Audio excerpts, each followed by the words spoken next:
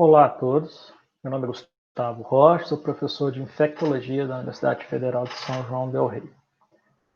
Vamos falar um pouquinho de dengue hoje, em relação às manifestações clínicas, diagnóstico e um pouco de manejo. Dengue e outras arboviroses, né, entrando aí zika, chikungunya, que são quadros bem semelhantes, né, e o manejo, então, é igual para todos, inicial, que a gente não tem como diferenciar. A principal referência para essa aula é o guia do Ministério da Saúde, que está na sua 5ª edição, de 2016. São os parâmetros recomendados aí de manejo. Tem também esse manualzinho da Secretaria Estadual de Saúde, um pouco antigo, mas ele também é interessante. A dengue é uma doença febril aguda, como a gente sabe, a gente já convive com a dengue há muito tempo. Tem um amplo espectro clínico de gravidade, desde quadros leves, com sintomas bem discretos, até quadros mais graves, com choque e risco de óbito. É a arbovirose mais importante do mundo, e agora, mais recentemente, temos Zika, chikungunya, e temos outras arboviroses circulantes. 4 sorotipos da dengue, né? O dengue 1, 2, 3 e 4, cujo vetor é o mosquito do gênero Aedes, o Aedes aegypti. A primeira epidemia de dengue no país foi em 1981, no norte do país. Depois, em 2013, entrou a febre chikungunya, e em 2015, infecção por Zika, bem mais recente. Esse mapa é o mapa americano, CDC, só para a gente ter uma ideia, na faixa, né, intertropical, que é a faixa de ocorrência da dengue. Então, na América Latina, esses são dos países mais ao sul, a África subsaariana, principalmente na costa oriental, e o Sudeste Asiático, que são os principais locais de ocorrência. No ano de 2019, tivemos mais de 1.500.000 casos confirmados, prováveis de dengue, no caso, e ainda em atualização, esse número ainda pode crescer. Isso aqui está no DataSUS do Ministério da Saúde. Minas Gerais, quase 500.000 casos, então o principal estado em 2019 foi, de fato, o estado de Minas Gerais. Como é que o vírus causa doença na dengue? Após a inoculação do vírus, né, pela picada do mosquito, esse vírus vai migrar via circulação linfática, atingindo os linfonodos regionais. A partir daí ele cai na circulação sanguínea. Então, essa viremia, que é o vírus na corrente sanguínea, leva aos sintomas, que é febre, e aí o início da febre e os sintomas gerais, que podem, né, evoluir, a maioria das vezes vão evoluir com melhora e entra numa fase de convalescência, que é um período aí de às vezes mais prolongado, de alguns sintomas específicos mais brandos. A gente sabe que aí entre 0,3% e 4% desses pacientes podem fazer febre hemorrágica, que são os quadros mais graves de dengue. Isso tem a ver com fatores virais, ambientais e principalmente relacionados à resposta imune do hospedeiro, resposta inflamatória do hospedeiro. Eu vou comentar isso aqui. Então, a teoria mais aceita é essa teoria de Halsted, em que o indivíduo, na infecção sequencial, teria maior risco de desenvolver febre hemorrágica. Então, ele tem uma primeira infecção e, na segunda infecção, tem uma resposta imune amplificada, e isso pode levar a quadros mais graves na infecção sequencial. Então, esquematicamente, o paciente tem uma infecção primária por um sorotipo específico num ano, o organismo desenvolve anticorpos específicos contra esse sorotipo. No ano seguinte, ele tem uma segunda infecção por outro sorotipo. Aqueles anticorpos que eram específicos para a primeira infecção se ligam ao segundo as partículas virais da segunda infecção, e isso forma complexos imunes. Esses complexos imunes, eles são altamente imunogênicos, eles desencadeiam uma resposta imune mais significativa. E aí, ativação maciça de macrófagos, levando a liberação expressiva de citocinas inflamatórias. E isso leva ao quê? Especificamente a fragilidade capilar, que é o mecanismo principal de complicação da dengue e outras febres hemorrágicas. Isso podendo levar, então, a sangramento ou não, podendo levar a extravasamento plasmático, né? Às vezes não é um sangramento visível, mas o plasma que está naquele vaso capilar, ele vai extravasar, levando à queda da pressão, a fenômenos de choque, enfim, quadros graves. Do ponto de vista clínico, né, existem algumas diferenças entre dengue, chikungunya e zika, muito embora essas doenças são muito parecidas do ponto de vista clínico inicial, né? O paciente que chega com quadro febril agudo, dor no corpo, dor articular, esse paciente pode ter qualquer uma dessas 3 infecções. Mas existem alguns elementos clínicos que nos levam a pensar mais em uma ou outra dessas infecções. Então, brevemente, né, a febre é mais alta na dengue e na chikungunya, ela dura um pouco mais na dengue. Na zika é uma febre geralmente baixa, ou nem tem febre, que ela dura pouco tempo. E o exantema na dengue ele vai surgir após a febre, após a melhora da febre, na maioria das vezes. Pode coincidir alguns dias. E na zika, esse exantema é bem mais precoce, surge lá no início do quadro, concomitante à febre, ou antes, inclusive, da febre. A artralgia, ela é muito mais frequente, muito mais intensa na febre chikungunya, né? Inclusive, o próprio nome chikungunya tem a ver com dor articular, dor no corpo. Né? A conjuntivite, por outro lado, é mais frequente na zika, na infecção por zika vírus. É marcante nessa infecção, a maioria dos casos desenvolve essa conjuntivite.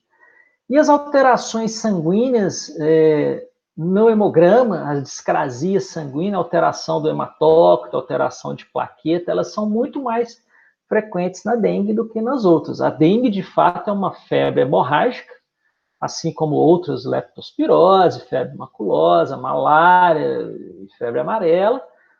Então, ela tem esses fenômenos hemorrágicos mais presentes, apesar de não ser, né, de ser minoria, como a gente viu aí, mas existe esse fenômeno vascular na dengue que não está presente de forma marcada assim nas outras 2 infecções. Aí a definição de caso suspeito de zika, então, entra essas características, é um exantema macropapular pruriginoso, acompanhado de um dos sintomas, febre, conjuntivite, hiperemia conjuntival, artralgia e ou edema periarticular. Então, a febre nem obrigatoriamente está presente, sabendo que a maioria dos casos de infecção por zika são assintomáticos ou com sintomas leves, mas na gestante, né, qualquer exantema agudo em gestante deve ser considerado um caso suspeito de infecção por zika, pode ter complicações neurológicas aí no feto, no recém-nascido. Por outro lado, a chikungunya é um paciente, a definição de caso operacional, um paciente com febre alta, acima de 38,5 graus Celsius, de início súbito, associada à artralgia ou artrite intensa de início agudo. Então, o fenômeno articular, ele entra aqui na definição de caso de chikungunya, que tenha estado em área de transmissão nas 2 semanas anteriores. Em geral, a febre chikungunya é uma doença autolimitada que vai melhorar após alguns dias, mas a gente vê casos que tem uma dor articular prolongada, às vezes, né, crônica, e isso pode impactar bastante na qualidade de vida desses pacientes. A dengue, por outro lado, é uma pessoa que tem febre com duração de 2 a 7 dias. É muito raro uma dengue cursar com mais de 7 dias de febre, acompanhada de 2 ou mais sintomas, náusea ou vômito, exantema, mialgia, artralgia, cefaleia ou dor retroorbitária, petecas ou prova do laço positiva, que é o exame que detecta essa manifestação hemorrágica na pele, ou uma queda de leucócitos no sangue, a leucopenia. Importante sempre a gente ficar de olho nos sinais de alarme e gravidade na dengue, como eu vou falar. Bom, então pensando em dengue, assim, é difícil evitar os casos, né? O mosquito está aí, está no nosso meio, por questões sanitárias, por questões climáticas e ambientais, e é muito difícil controlar de forma eficaz, né, acabar com a Aedes. Mas é possível evitar os óbitos e as complicações. Como que a gente evita um caso para que ele evolua, né, evitar que ele evolua para um caso grave, com hidratação precoce. Né? Então, esses pacientes morrem por desidratação. Esse extravasamento de plasma leva à queda de pressão arterial, choque da dengue, e o paciente pode morrer por causa disso. Então, o manejo inicial ele é fundamental para melhorar o prognóstico desses casos de dengue. Né? A hidratação precoce e adequada é o mais importante. A maioria dos pacientes que evoluem mal, eles não foram conduzidos adequadamente e a gente precisa identificar extravasamento de plasma. Então, se o paciente já tem sinais de extravasamento de plasma, esse paciente precisa ter uma hidratação mais vigorosa, precisa ser internado muitas vezes.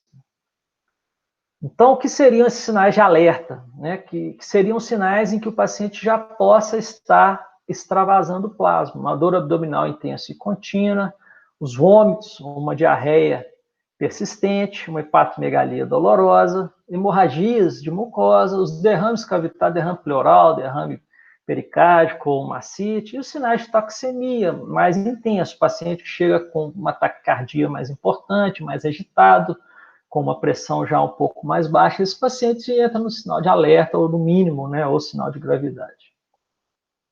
Então, a gente sabe que a maioria dos casos são formas leves, com poucos sintomas. Temos os quadros clássicos de febre, exantema, e tem os casos graves de febre hemorrágica e dengue com complicações. Para evitar essa evolução, a gente precisa de ter a hidratação adequada. Bom, esse esquema é bem interessante, que mostra, então, a evolução da doença, os dias, né, desde o início dos sintomas, e as manifestações clínicas e laboratoriais. Então, nesses primeiros dias em que o paciente tem uma alta viremia, né, muito vírus circulando no sangue, ele tem febre, uma febre mais alta. Após alguns dias, essa viremia cai, a febre abaixa e começa a aparecer alterações no hemograma, que seria o que? A queda das plaquetas e o aumento do hematócrito. O que significa esse hematócrito? É a concentração de hemácias no sangue. A gente vê isso no hemograma. Então, se o plasma extravasou, o sangue fica mais concentrado com hemácias. E aí a gente vê isso no exame em que o hematócrito aumenta. O aumento intenso do hematócrito é um sinal de alarme, né, que o paciente está extravasando de fato. E aí, passando esse período crítico, em que começa o indivíduo a produzir os anticorpos específicos, ele pode recuperar, as plaquetas voltam a melhorar, aquele plasma extravasado é reabsorvido e os anticorpos são detectáveis na circulação periférica e aí após 6, 7 dias de infecção. Bom, na anamnese desse paciente, então, importante estabelecer uma cronologia desses sintomas, se ele tem comorbidades que podem, né, complicar aí o caso de dengue, asma, alteração da função renal, ou diabetes, ou outras comorbidades cardíacas e outras. Pesquisar ativamente esses sinais de alarme na anamnese, pesquisar manifestações hemorrágicas e o uso de medicamentos. Tem alguns medicamentos, a gente sabe que aumenta o risco de sangramento ou de complicações.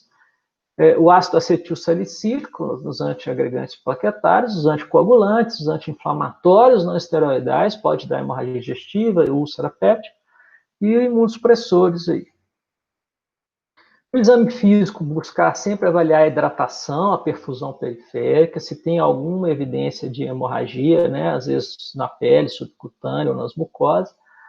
Avaliar sempre sinais vitais, especialmente pressão arterial, fazer uma ausculta respiratória bem feita e pesquisar, né, o exame do aparelho abdominal se tem alteração, aumento do fígado, se tem líquido livre na cavidade abdominal ou outros sinais de extravasamento de plasma.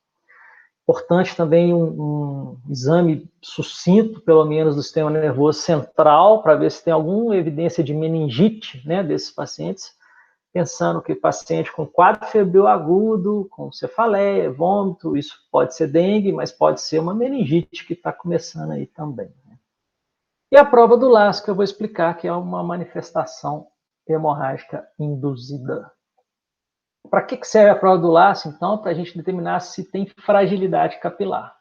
Se o capilar, se os vasos sanguíneos estão frágeis e com risco, então, de sangrar ou de ter extravasamento de plasma. Uma prova do laço positiva reforça a possibilidade de dengue, não confirma o diagnóstico. Obviamente, isso não é um exame diagnóstico, é um exame para manejo. E, obviamente, a prova do laço negativa não exclui o diagnóstico de dengue, né? A gente viu que a maioria dos casos evoluem com formas leves, em que a prova do laço ela será negativa mesmo. Como é que faz a prova do laço? Então, medir a pressão arterial desse paciente, nós vamos tirar uma média simples entre a sistólica e a diastólica, por exemplo, 120 por 80, a média vai ser 100.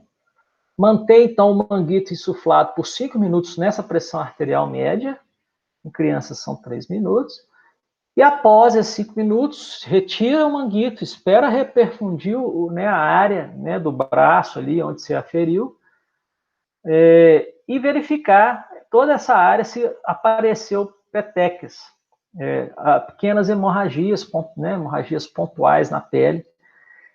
E nós vamos ver, onde tiver mais petecas, nós vamos medir um quadrado com 2,5 centímetros de lado, é 1 polegada quadrada.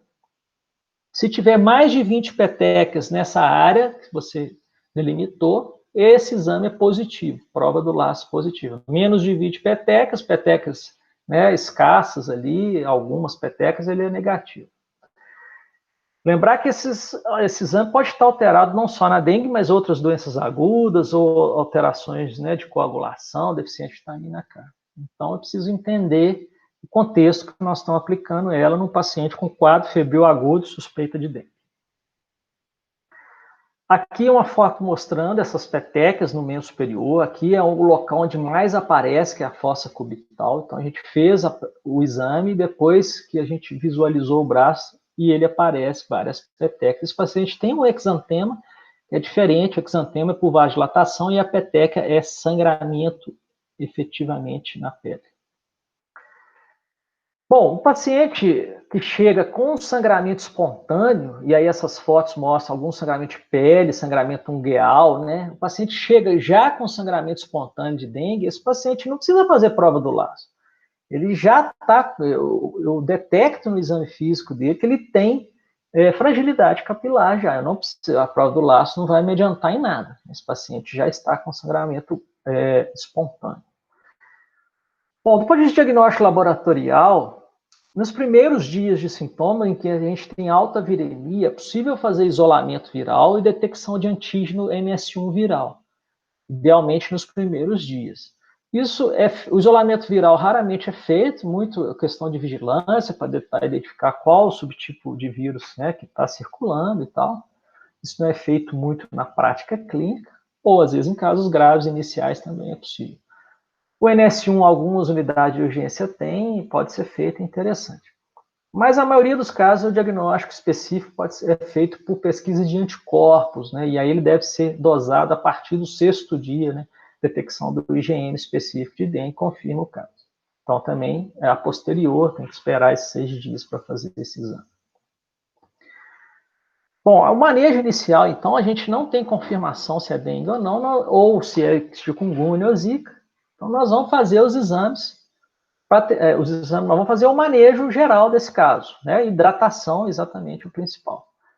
Então, nós precisamos classificar esse paciente entre 4 grupos, A, B, C, D. Começando de baixo, o grupo D é o paciente que chega com sinais de gravidade, pressão baixa, sonolento ou com alteração do nível de consciência, o pulso fino. Esse paciente está em estado de choque circulatório, esse paciente está muito grave, né? Ou se ele é grupo C, ele não tem sinal de gravidade, mas ele tem sinal de alarme, algum daqueles sinais que eu falei, que ele então pode já estar tendo extravasamento de plasma. Se ele não tem sinal de gravidade ou não tem sinal de alarme, ele tem algum sangramento espontâneo, ou ele tem prova do laço positiva, ou ele tem algumas comorbidades de risco, ou é gestante, ou é idoso, ou é criança pequena. Esse paciente é classificado como grupo B. E, finalmente, o grupo A é um paciente jovem, sem comorbidades, que não tem sangramento, não, obviamente, sem sinal de alarme, sem sinal de gravidade, e a prova do laço, nesse caso, é negativa. Esse é o grupo A, que é o mais comum que a gente vê. O Ministério da Saúde tem esse fluxograma de manejo, então é muito importante fazer essa classificação na primeira avaliação do caso, e a partir dessa classificação a gente manejar. O grupo A é um paciente que vai poder ficar na atenção primária, ele vai para casa, ele vai hidratar em casa, ele vai observar se vai piorar ou não e vai ser reavaliado aí em algum momento. Nós vamos ver. O grupo B, como ele tem alguma comorbidade ou ele tem algum sangramento espontâneo, esse paciente a gente precisa ter uma atenção diferenciada para ele. Ele muitas vezes nem precisa de internar, mas ele precisa ser avaliado, precisa fazer um hemograma, precisa ser acompanhado mais de perto, vou falar. E o paciente com sinais de alarme, obviamente, esse paciente, qual que é a ideia? Ele já está extravasando plasma, então esse paciente precisa de internação, no mínimo 48 horas de internação. E o paciente grave, obviamente, sinais de choque, ele vai internar num leito de terapia intensiva, idealmente. Então, o que é imprescindível, né, nessa abordagem inicial? Ver os sinais vitais, fazer prova de Laff, iniciar a hidratação o mais precoce possível, monitorar esse paciente, orientar esse paciente direito e reavaliar esse paciente, no mínimo, após o término da febre, nós vamos ver para o grupo A, ou até diariamente, se for possível, ou se ele estiver no grupo B. E notificar o caso é a doença, sim, de notificação compulsória. Então, para o grupo A, rapidamente falando, é o paciente, né, lembrando, ele está com suspeita de dengue, mas ele não tem sangramento espontâneo, a prova do laço é negativa, não é idoso, não é criança, não é gestante, e não tem comorbidades de risco. Esse paciente, ele pode ir para casa, ele vai, a prescrição de hidratação dele é 60 ml por quilo por dia, pensando numa pessoa de 65 quilos, isso dá 4 litros de líquido por dia, é bastante. Sintomáticos e repouso, lembrando que analgésico e antitérmico, o ideal é paracetamol ou dipirona, ele não deve tomar ácido acetil salicílico. E o hemograma aqui é desejável. O hemograma na dengue é sempre desejado. Então, eu recomendo sempre que se faça hemograma num paciente suspeito de dengue, para avaliar justamente o hematócrito, se tem ou não uma hemoconcentração e as plaquetas, principalmente. Esse paciente ele tem que ser reavaliado. Eu vou pedir para ele voltar na unidade de saúde, pelo menos no primeiro dia após a melhora da febre, que é o período crítico que ele pode ou não complicar nesse momento. Então, ele fazer uma reavaliação clínica nesse momento. Obviamente, se tiver sinal de alarme, ele volta antes. Né? Ele tem que ser bem orientado em relação a isso. E para o grupo B, ele pode, né, ele vai iniciar essa hidratação oral, se ele tiver com condição, ele pode receber sintomáticos, mas é obrigatório que esse paciente faça o hemograma de urgência. Porque lembrando que ele tem um risco um pouco maior de complicar por ser gestante, por ser idoso, por ter comorbidades, ou por já ter algum sangramento. Né? Então, nós fazemos o hematócrito de urgência e vamos olhar o hematócrito e a plaqueta desse paciente. Se ele tiver hemo concentrado, com hematócrito alto, ele tem que ficar em observação. Se ele tiver com a plaqueta muito baixa, ele tem que ser internado também. Ele ficando em observação, ele recebe uma hidratação mais vigorosa e depois ele pode repetir esse hemograma. Se o hemograma dele mostrou uma redução desse hematócrito, ele pode ir para casa e ele tem uma reavaliação clínica diária, vai repetir hemograma, vai repetir essa avaliação toda. Se o hematócrito dele continua alto, quer dizer, ele estava com hemoconcentração, ele recebeu uma hidratação vigorosa, ele continua com a hemoconcentração, esse paciente ele está o quê? Ele está extravasando plasma, então ele vai para grupo C, ele vai ser internado. Essa é mais ou menos o fluxo de manejo. Existe um cartão do usuário.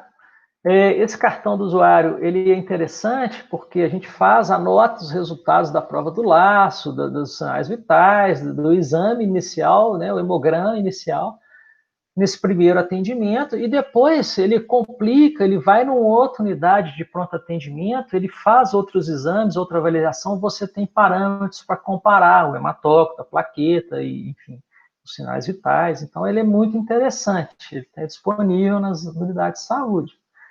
Além disso, ele tem a orientação de sinais de alarme, ele tem uma prescrição de soro caseiro e a quantidade de líquido que o paciente deve tomar. Então, ele é bem interessante nesse sentido. Para finalizar, uma recomendação aí dos repelentes, que é, né, uma medida de prevenção primária, da Sociedade Brasileira de Dermatologia, colocando o quê? Crianças até 6 meses não pode usar repelente, acima de 6 meses até 2 anos é possível, mas usar o repelente à base desse composto, IR3535, apenas uma vez ao dia. Acima de 2 anos, pode usar outros, né, caridina e DIT infantil, devendo aplicar no máximo 2 vezes ao dia, e para crianças maiores de 7 anos e adulto, podendo aplicar 3 vezes ao dia. Em geral, é isso em termos de repelente, tá? É muita dúvida que o pessoal tem nos períodos epidêmicos e tal. Bom, era isso que eu tinha para falar. Qualquer dúvida eu fico à disposição. E fica a grande pergunta que eu gosto de fazer, né? Se você pudesse escolher uma doença para ter, qual que você escolheria? Dengue, febre chikungunya ou infecção por Zika? Essa é a pergunta. É preciso refletir para ter uma opinião clara sobre isso. Um abraço e até a próxima.